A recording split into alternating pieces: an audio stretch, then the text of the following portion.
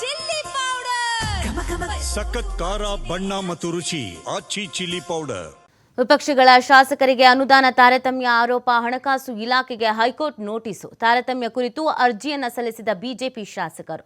Jamkhandi BJP ಶಾಸಕ ಜಗದೀಶ್ ಗುಡಗುಂಟಿಯಿಂದ ಅರ್ಜಿ ಸಲ್ಲಿಕೆ. ಅನುದಾನ ಹಂಚಿಕೆ ವೇಳೆ ತಾರತಮ್ಯ ಮಾಡಲಾಗಿದೆ. ಆಡಳಿತ ಪಕ್ಷದ ಶಾಸಕರಿಗೆ 50 ಕೋಟಿ ರೂಪಾಯಿ ನೀಡಲಾಗಿದೆ. ವಿಪಕ್ಷಗಳ ಶಾಸಕರಿಗೆ 25 ಕೋಟಿ ಅನುದಾನ ನೀಡಲಾಗಿದೆ. ಈ ಮೂಲಕ ಅನುದಾನ ಹಂಚಿಕೆಯಲ್ಲಿ ತಾರತಮ್ಯ ಅಂತ ಅರ್ಜಿ ಸಲ್ಲಿಕೆಯಾಗಿದೆ. ಅರ್ಜಿಯ ಸಂಬಂಧ ವಿಚಾರಣೆಯನ್ನ ನಡೆಸಿರುವಂತಹ ದ್ವಿಸದಸ್ಯ ಪೀಠ ಹಣಕಾಸು ಇಲಾಖೆಗೆ ನೋಟಿಸ್ ಅನ್ನು ನೀಡಿ ಆದೇಶವನ್ನ ನೀಡಲಾಗಿದೆ.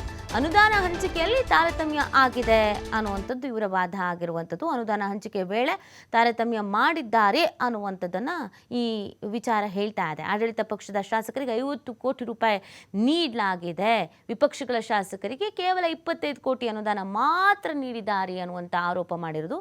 ಈ ಮೂಲಕ ಅನುದಾನ ಹಂಚಿಕೆಯಲ್ಲೂ ಕೂಡ ತಾರತಮ್ಯ ಆಗಿದೆ ಈ ಸರ್ಕಾರದ ಕಡೆಯಿಂದ ಅಂತ ಆರೋಪಿಸ್ತಾ ಇದ್ದಾರೆ.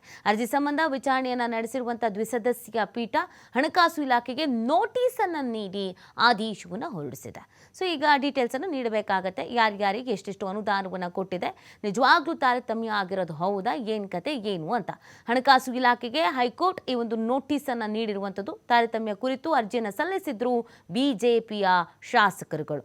ಈ ಹಿಂದೆಯಿಂದ ಇದೊಂದು ಗಂಭೀರವಾದಂಥ ಆರೋಪ ಮಾಡ್ತಾ ಇದ್ರು. ಕಾಂಗ್ರೆಸ್ನವರು ತಾರತಮ್ಯ ಮಾಡ್ತಾ ಇದ್ದಾರೆ, ಕಾಂಗ್ರೆಸ್ನ ಶಾಸಕರುಗಳಿಗೆ ಮಾತ್ರ ಅನುದಾನ ಬಿಡುಗಡೆ ಮಾಡ್ತಿದ್ದಾರೆ, ನಮ್ಮವ್ರಿಗೆ ಬಿಡುಗಡೆನೇ ಮಾಡ್ತಾ ಇಲ್ಲ ಅಂತ. ಅದಾದ್ಮೇಲೆ ಖುದ್ದಾಗಿ ಸಿದ್ದರಾಮಯ್ಯನವರೇ ಇಲ್ಲ ಅನುದಾನ ಬಿಡುಗಡೆ ಮಾಡ್ತೀವಿ ಅಂತ ಹೇಳಿದರು. ಬಟ್ ಇಲ್ಲೇನು ಅಂದರೆ ಕಾಂಗ್ರೆಸ್ ಶಾಸಕರಿರುವಂಥ ಕ್ಷೇತ್ರಗಳಿಗೆ ಕಾಂಗ್ರೆಸ್ ಶಾಸಕರುಗಳಿಗೆ 50 ಕೋಟಿ ಹಣ ಬಿಡುಗಡೆ ಮಾಡಿದ್ರೆ, ಇನ್ನು ಕಾಂಗ್ರೆಸ್ ಅಲ್ಲದೆ ಇರೋ BJP JDS ಶಾಸಕರಿಗೆ ಖಾಲಿ 25 ಕೋಟಿ ಮಾತ್ರ. ಇದರಿಂದ ಅಭಿವೃದ್ಧಿ ಅನ್ನೋದಾಗಲ್ಲ. ಆಗೇನಾಗ್ಬಿಡುತ್ತೆ ಅಂತಂದರೆ ಜನ ಅಯ್ಯೋ ಈ ಶಾಸಕರಿದ್ದಾಗ ಏನು ಅಭಿವೃದ್ಧಿನೇ ಆಗಲಿಲ್ಲ ಅಂತ ಅಂದ್ಕೊಳ್ಬಿಡ್ತಾರೆ. ಇದು ಸಮಸ್ಯೆ ಆಗುತ್ತೆ. ಈ ಬಗ್ಗೆ ಮಾಹಿತಿಯನ್ನು ನೀಡ್ತಾರೆ ನಮ್ಮ ಪ್ರತಿನಿಧಿ ಸಂತೋಷ್. BJಪಿಯವರು ಸಲ್ಲಿಸಿದಂಥ ಅರ್ಜಿಯ ವಿಚಾರಣೆ ಈಗ ಹಣಕಾಸು ಇಲಾಖೆಗೆ ನೋಟಿಸ್ ನೀಡಲಾಗಿದೆ. ವಾಟ್ ನೆಕ್ಸ್ಟ್ ಅಂತ ಸಂತೋಷ್, ಅಂದರೆ ಹಣಕಾಸು ಇಲಾಖೆ ಈಗ ಹೇಗೆ ಉತ್ತರ ಕೊಡಬೇಕಾಗುತ್ತೆ, ಏನು ಕತೆ ಅಂತ? ನೀತಿ ಏನು, ಸರ್ಕಾರಗಳು ಆಯಾ ಸರ್ಕಾರಗಳು ಅವ್ರಿಗೆ ಪಕ್ಷದಲ್ಲಿ ಗೆದ್ದು ಬಂದಂತವ್ರಿಗೆ ಮೊದಲು ಪ್ರಾಧಾನ್ಯತೆ ಯಾವಾಗ್ಲೂ ಕೂಡ ಕೊಡುವಂತದ್ದು.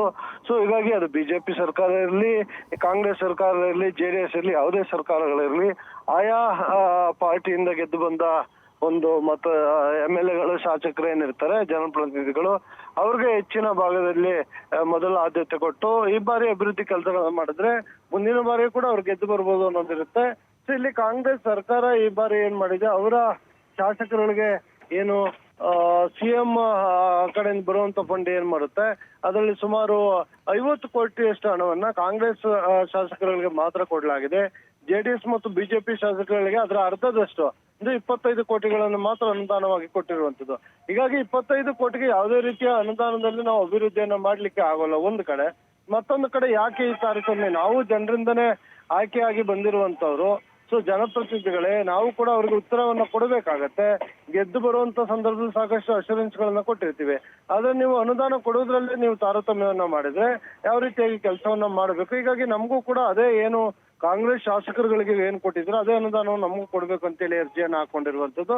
ಅದರ ಅರ್ಜಿಯನ್ನು ಇವತ್ತು ಏನು ವಿಚಾರಣೆ ನಡೆಸಿ ಒಂದು ಕೋರ್ಟ್ ಆದೇಶ ಕೊಡೋ ಸಾಧ್ಯತೆ ಇರುವಂತದ್ದು. ಜೊತೆಗೆ ಈಗಾಗಲೇ ಇವರ ಅರ್ಜಿಯನ್ನ ಮಾನ್ಯ ಮಾಡಿರುವಂತ ನ್ಯಾಯಾಲಯ ಈಗಾಗಲೇ ಏನು ಆರ್ಥಿಕ ಇಲಾಖೆಗಳಿಗೆ ಸಂಬಂಧಪಟ್ಟ ಇಲಾಖೆಗೆ ನೋಟಿಸ್ ಅನ್ನು ಕೂಡ ಜಾರಿ ಮಾಡಿರುವಂತದ್ದು. ಈಗ ಅದಕ್ಕೆ ಸೂಕ್ತವಾದ ಕಾರಣವನ್ನ ಸರ್ಕಾರದಿಂದ ಕೊಡಬೇಕಾಗತ್ತೆ, ಇಲ್ಲ ಸಂಬಂಧಪಟ್ಟ ಅಧಿಕಾರಿಗಳು ಕೊಡ್ಬೇಕಾಗತ್ತೆ.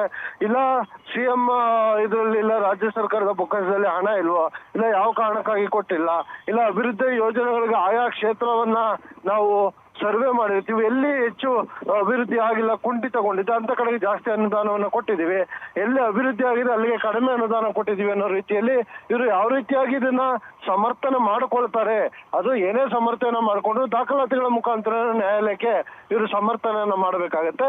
ಸೊ ಅದಕ್ಕೆ ಸರ್ಕಾರದ ಕಡೆಯಿಂದ ಯಾವ ರೀತಿಯಾಗಿ ಉತ್ತರವನ್ನ ಕೊಡ್ತಾರೆ ಅನ್ನೋದನ್ನ ನೋಡ್ಬೇಕಾಗತ್ತೆ ನಾವು. ನೀತಿ, ಥ್ಯಾಂಕ್ ಯು ಸಂತೋಷ್ ತಮ್ಮೆಲ್ಲ ಡೀಟೇಲ್ಸ್ಗಾಗಿ.